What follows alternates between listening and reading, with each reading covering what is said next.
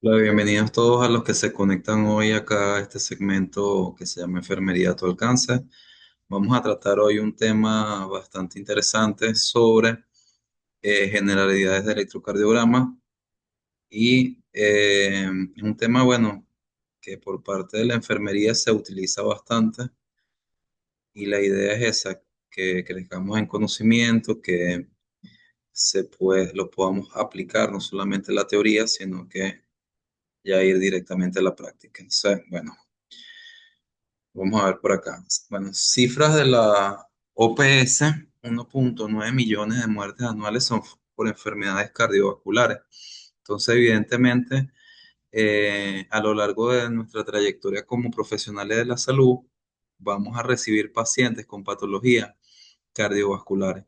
Entonces, es importante que sepamos cómo atenderlas, cómo adecuar los cuidados de enfermería y cómo identificar todas estas anomalías, sobre todo en la parte cardiovascular, que pueden suscitar en la guardia. Fíjese algo, es importante que nuestro trazado electrocardiográfico, como están viendo en pantalla, se lee por segmentos, ¿ok?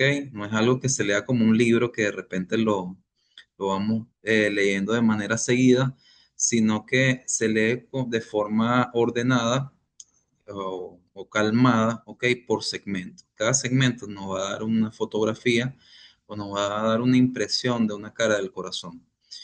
Es importante tener esto en cuenta a la hora de nosotros recibir un electrocardiograma, bien sea de un paciente, de un familiar, para siempre buscan el apoyo del profesional de enfermería para despejar ciertas dudas. ¿Ok? Vamos a ir paso a paso eh, a lo largo de esta presentación para que quede esclarecido todos los puntos. Ahora es importante definir qué es un electrocardiograma. Un electrocardiograma eh, es un registro de una actividad eléctrica, ¿ok? De la actividad eléctrica específicamente del músculo cardíaco. El aparato, ¿ok? El hardware o el aparato que en este caso es electrocardiógrafo registra esta actividad eléctrica y la transforma en vectores, ¿ok? Esos vectores a su vez son transformados en patrones de electrocardiograma que nosotros como profesionales lo vamos a interpretar, ¿ok? Ahora, ¿qué es lo más importante? Y esta es una interrogante que nosotros tenemos que tener en cuenta. ¿Qué es lo más importante a la hora de hacer un electrocardiograma? En este caso, es nuestro paciente, ¿ok? Siempre debemos, sobre todo aquí en Latinoamérica, bueno, en Venezuela, un país, se ha perdido mucho la empatía hacia el paciente. Entonces es importante nosotros explicarles el procedimiento, que es un procedimiento indoloro, ¿ok? Explicarles que vamos a estar a su lado, que no va a ser doloroso. Siempre atender las necesidades y las dudas que tenga el paciente referente a este procedimiento, ¿ok? Entonces, bueno, tenemos como primer paso explicarle al paciente el procedimiento, ¿ok? Pedirle que se descubra el torso, preferiblemente una posición de cúbito supino de 0 a 30 grados, ¿ok? Garantizar la privacidad del paciente y cubrir las partes adecuadas. Fíjese que acá en Latinoamérica, para nada, o sea, no es un secreto, que en los lugares públicos se pierde mucho el deber ser. O sea, normalmente saltamos estos pasos por, bueno, las condiciones precarias, pero es importante que como profesionales de la salud tengamos en cuenta cuál es el deber ser a la hora de realizar el procedimiento. También hay que tener en cuenta la temperatura, porque cuando hay temperaturas muy bajas, ok, muy frías, el paciente puede temblar y produce movimiento a la hora de realizar el electrocardiograma.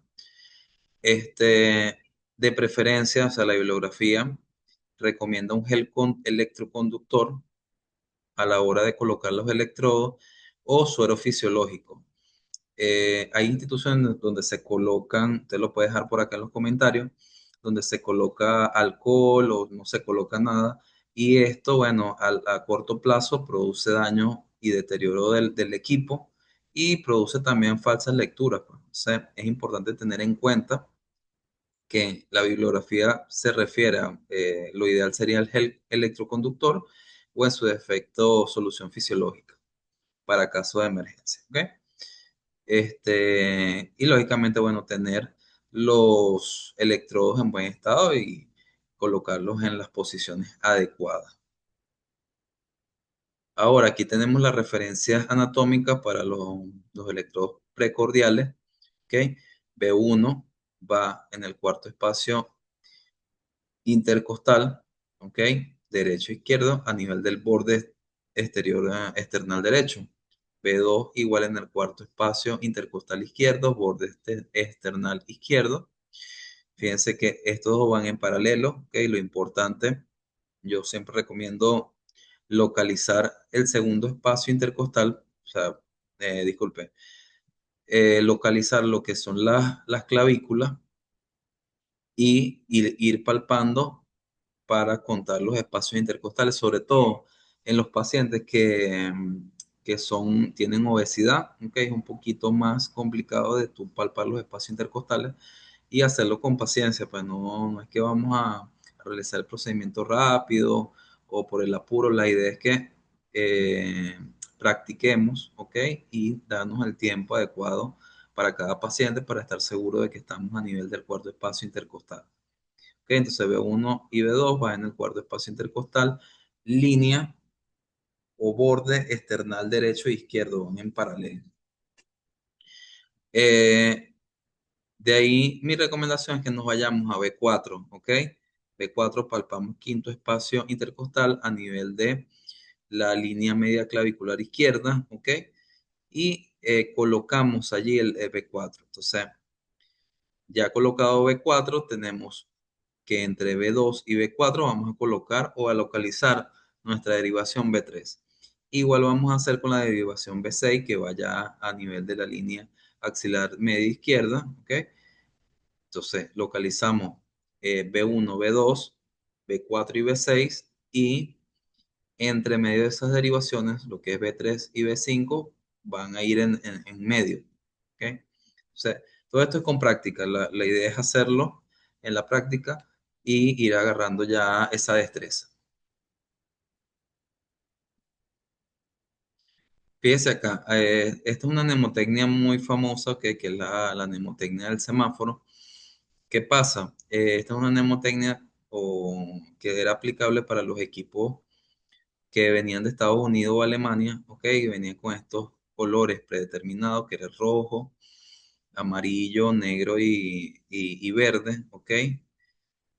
Pero últimamente con la entrada al mercado aquí a Venezuela de equipos chinos, entonces cambian los colores. Mi recomendación es que nos aprendamos R, que significa right, ¿ok?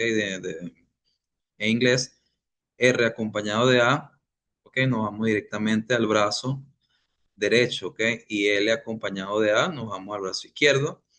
L con L, pierna izquierda. Y RL viene siendo la tierra en la pierna derecha. Entonces, es recomendable aprenderse más esta terminología por las letras, ¿ok? De derecha a izquierda en inglés, que la mnemotecnia. Sin embargo, yo la dejo acá como referencia para sus países o de donde nos estén viendo, sepa que también es útil, pues.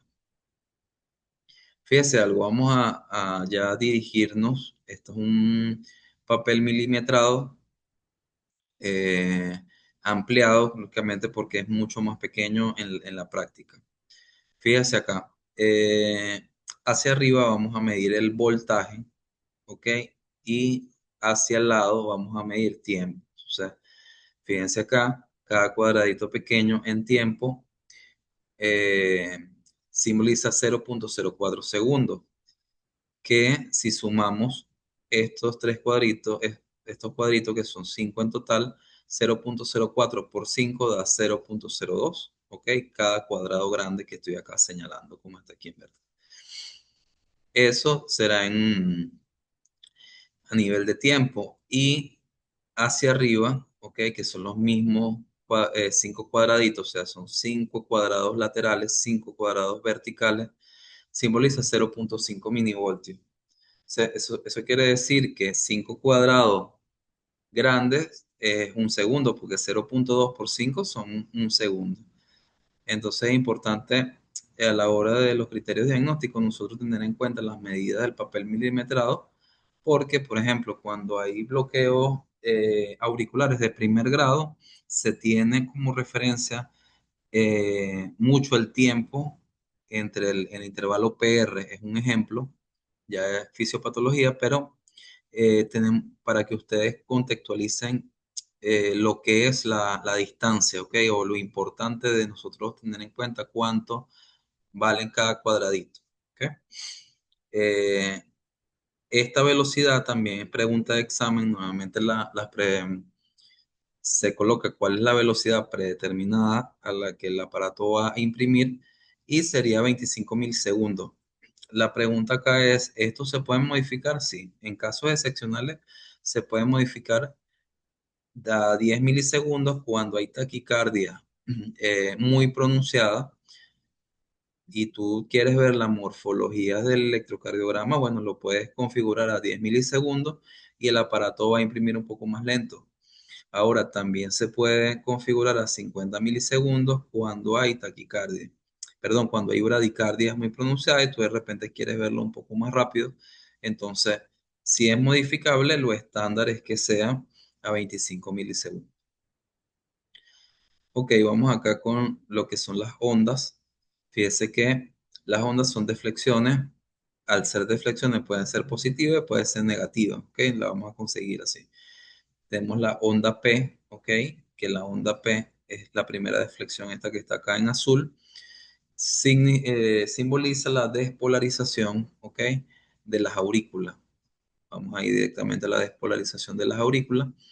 Vemos un periodo isoeléctrico donde no hay actividad eléctrica y después viene la onda Q, R y S, que es la despolarización de los ventrículos. ¿Ok?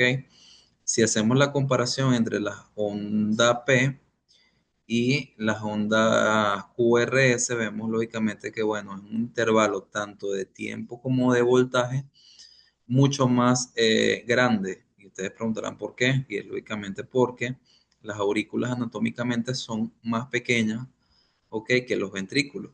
Entonces, el impulso eléctrico o la despolarización, cuando el corazón se despolariza, empieza a contraer toda esa fibra cardíaca y tarda mucho más tiempo en recorrer ese impulso eléctrico todo lo que es el corazón. Vemos acá una onda T, ¿ok? Que significa, bueno, la repolarización de todo todos los segmentos, ¿ok? Hay una onda U que, bueno, en casos muy, muy excepcionales o en algunos pacientes se logra apreciar la onda U, que también simboliza repolarización, ¿ok?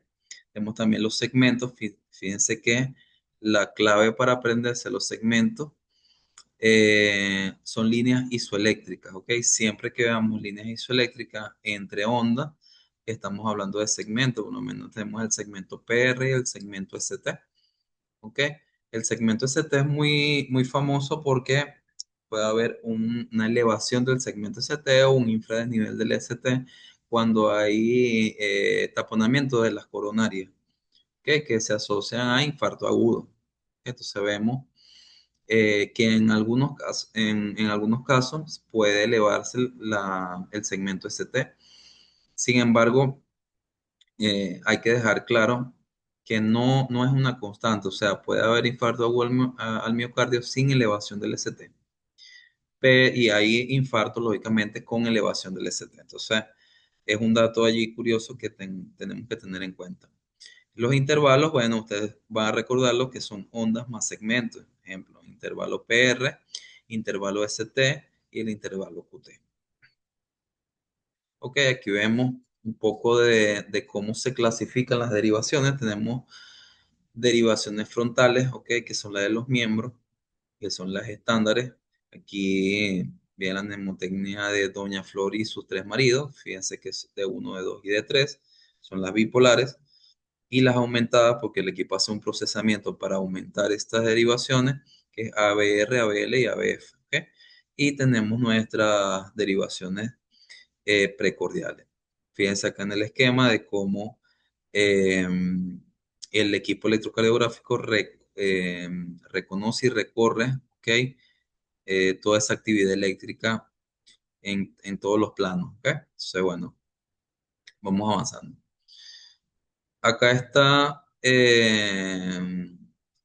una sección que yo le coloco el GPS del electrocardiograma porque nos va a permitir de manera objetiva identificar dónde está la alteración. Somos profesionales de enfermería, estudiantes de medicina, eh, R1 de alguna especialidad, y bueno, evidentemente tenemos en nuestras manos un electrocardiograma. Lo importante es nosotros describir lo que estamos viendo y para poder describir tenemos que ubicarnos, ¿ok? ¿Dónde está la alteración? ¿Ok? Se fíjense acá. B1 y B2 van a ver la cara sectal del corazón, que es aquí el medio, la mitad del corazón, el septum ventricular, B1 y B2. O sea, tenemos alguna alteración en esas derivaciones, podemos decir que hay una alteración en la cara sectal. Que fíjense que ahora B3 y B4 ven la cara anterior, ¿ok? Como si ven el corazón de frente. D2, D3 y ABF ven la cara inferior. B5 y B6 ven la cara lateral. Y ABL y D1 ven la cara lateral pero alta, ¿ok? ABR ve siempre la pared libre del ventrículo derecho. Eh, un dato curioso es que, bueno, ABR siempre va a estar negativo. Si le ponemos atención aquí a la lámina, vemos que todavía falta una cara, que es la cara posterior, ¿ok? Para tú ver la cara posterior, tú tienes que correr las derivaciones B1, B2 y B3, la pones en paralelo, ¿ok? A nivel de la línea escapular y puedes obtener la vista de la cara posterior, ¿ok? En caso que lo quiera o el caso lo amerite, pues usted determine que tenga que sacar un electrocardiograma de cara posterior. Esto es importante aprendérselo, hacer una chuletica allí, repasarlo todos los días para que cuando usted reciba un electrocardiograma, se ubique en qué cara, por lo menos en mi experiencia, a veces que ha llegado un electro a mis manos y bueno, el paciente, ejemplo, tiene un infarto de cara anterosectal, ¿ok?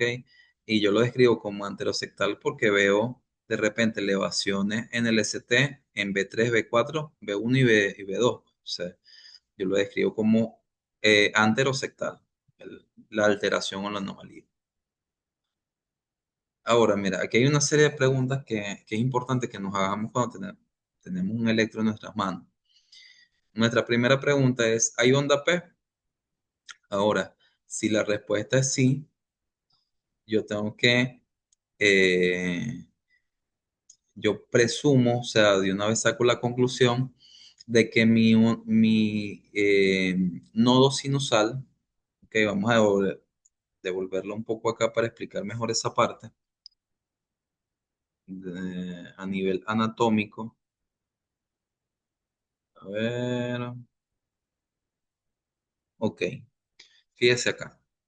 Aquí tenemos el nodo sinusal o sinoatrial, ¿ok? Cuando el impulso de aquí sale la onda P, viaja a través de las vías al nodo auriculoventricular, baja por las ramas de A de Is y de allí a las fibras de Purkinje, ¿ok?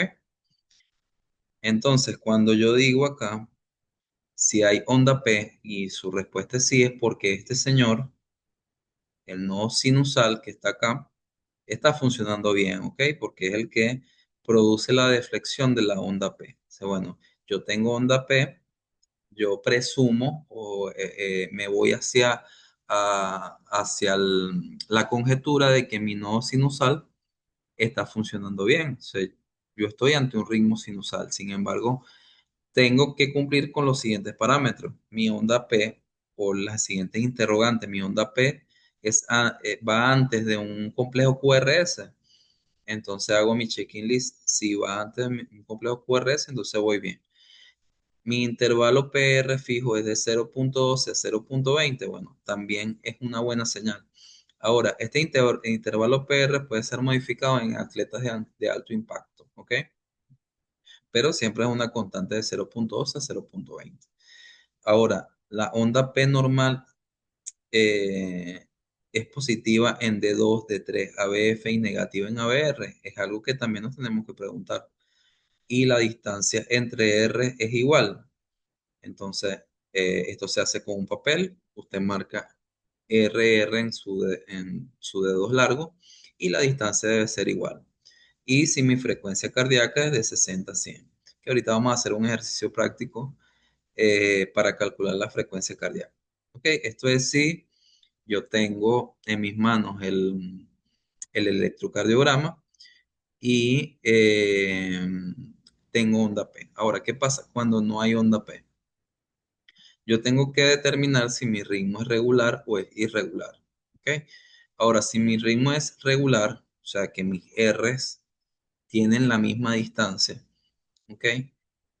Yo tengo que sacar en cuánto está la frecuencia. ¿Ok? Si mi frecuencia es de 40 a 60, yo estoy ante un ritmo nodal. ¿Ok? Entonces, el mando allí lo está tomando el nodo auriculoventricular. Ahora, si mi ritmo sigue siendo regular, pero mi frecuencia cardíaca es inferior a 30 latidos por minuto, yo estoy ante un ritmo ideoventricular, ¿ok?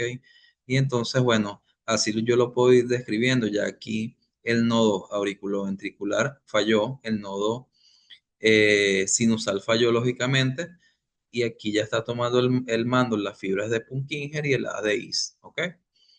Ahora, si yo no tengo onda P y mi ritmo es irregular, yo estoy ante una fibrilación auricular. ¿Ok? Entonces es un algoritmo bastante útil a la hora de tu describir. Fíjense acá, hay muchas fórmulas y muchas maneras de tu calcular la, la frecuencia cardíaca, pero bueno, estas son las más comunes, las que yo más utilizo a la hora de yo leer un electrocardiograma. Y es la siguiente, fíjese que aquí tenemos la regla del 300, ¿ok? Nosotros vamos a agarrar los cuadrados grandes, vamos a contar los cuadrados que hay entre una onda R y la otra, ¿ok? Ejemplo, acá tengo un cuadrado grande, dos cuadrados grandes, tres cuadrados grandes, ¿ok? La fórmula me dice 300 entre el número de cuadrados grandes. 300 entre 3 son 100. O sea, este paciente tiene 100 de frecuencia cardíaca. ¿Ok? Entonces, acá tengo qué pasa cuando mi R no cae exactamente en los cuadrados eh, grandes como tal, sino que caen los pequeños. Yo agarro y cuento los cuadraditos pequeños. Por ejemplo, 1, 2, 3, 4, 5, más 5 son 10, 11, 12. Entonces, yo coloco 1500 entre el número de cuadrados y allí me da el resultado que creo que es 75. ¿Ok? De todas maneras, ustedes en casa allí saquen la cuenta, 1500 entre el número de cuadrados pequeños entre R y R. Ok, aquí tenemos el triángulo de Toven, que lo que habla es del eje cardíaco. El eje cardíaco eh, se utiliza para determinar la trayectoria o cómo viaja el impulso a través de las fibras cardíacas o del sistema eléctrico del corazón, ¿ok? Si hay alguna desviación o algún obstáculo que impida que ese impulso viaje al nodo sinusal de manera correcta a través de todo el corazón. Entonces, fíjese acá cómo se utilizan las derivaciones de uno, de 2, de 3 con las aumentadas para determinar el eje cardíaco. Fíjese acá para resumir un poco de manera fácil y práctica, porque eh, muchas veces en las guardias médicas no tenemos el tiempo de nosotros sacar el eje cardíaco por grado, ¿ok? Sino que necesitamos tener una referencia de cómo está el eje cardíaco. Entonces vamos a tener lo siguiente. Si D1, ok, nuestra derivación de 1, en el complejo prevalece una onda positiva y en ABF está positivo, yo presumo que mi eje está normal. Ahora, si D1 está positivo y ABF está negativo, el eje está desviado a la izquierda y viceversa. Si D1 está negativo y ABF está positivo, el eje está desviado a la derecha. ¿Ok? Si los dos están negativos, está extremadamente desviado. Tenemos que tener en cuenta que esto es de manera muy, muy general, muy a grosso modo, porque, bueno, Hay ciertos grados, ¿ok?